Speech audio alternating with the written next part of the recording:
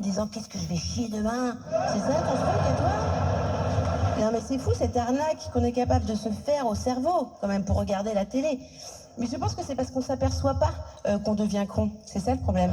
Parce qu'en fait le cerveau, c'est un organe caché. Il est sous le crâne, on le voit pas se modifier.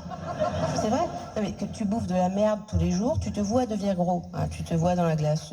Mais tu te vois pas devenir con. Tu t'en rends pas compte un jour devant le miroir de ta salle de bain. Putain, mais je suis en train de devenir complètement conne là. Il faut sinon que j'arrête de regarder la télé, quoi. Non, ça se passe pas comme ça. Parce que moi, on me prend pour une nazie, du coup, pour une psychorigide. Je dis, mais non, mais c'est bien quand même, la télé. Moi, ça me vide la tête. Mais depuis quand se vider la tête, c'est une activité positive, quoi. C'est une question que je pose, quand même. Non, c'est flippant, la télé. Et c'est encore plus flippant de passer à la télé, parce que c'est vrai que bah, tu te dis, t'es juste une petite crotte de puce dans un océan de merde, quoi. Alors en plus, il y a un thème à la soirée. Le thème, c'est donc humour sans frontières. C'est absurde, ça n'existe pas. Il n'y a pas d'humour universel.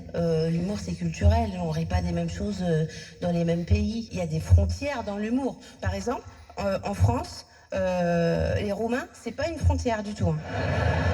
Ça, c'est la loi des derniers arrivés sur le territoire.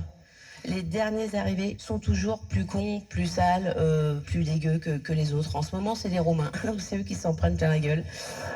Et jusqu'à la prochaine vague d'immigration, en fait, c'est comme ça que ça marche. Hein.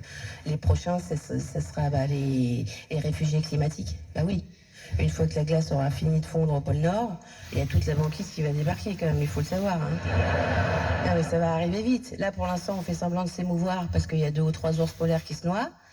Mais parce qu'on veut pas voir qu'il y a des villages entiers d'Esquimaux qui survivent en dos crawlé depuis 10 ans. Mais je veux dire, on a tort, parce qu'ils vont arriver, ils vont être vénères, les mecs, vraiment. Évidemment, ils vont demander le statut de réfugié, parce que c'est sûr que a priori, les Esquimaux vont pas rentrer dans le cadre de l'immigration choisie. Hein. On va leur demander, alors, qu'est-ce que vous pourriez nous apporter qu'est-ce que vous savez faire des maisons en glaçons ça dégage, hein. Médecins du Monde va leur filer des tantiglous, ça leur rappellera le pays. Et donc, une fois que les Esquimaux seront là, on pourra plus en mettre plein la gueule des Romains. Et les Français, ils s'en donneront à cœur joie donc sur les Esquimaux. Qui seront dégoûtés d'ailleurs qu'on les appelle des Esquimaux. Hein. Bien sûr, les mecs, ils vont dire « Mais arrêtez, on n'est pas des Esquimaux, on est des Inuits. Ça veut dire être humain, ça veut dire qu'on est tous des Inuits. » Pardon écoute-moi bien, Mr. Freeze. On se ressemble pas et on se ressemblera jamais, d'accord?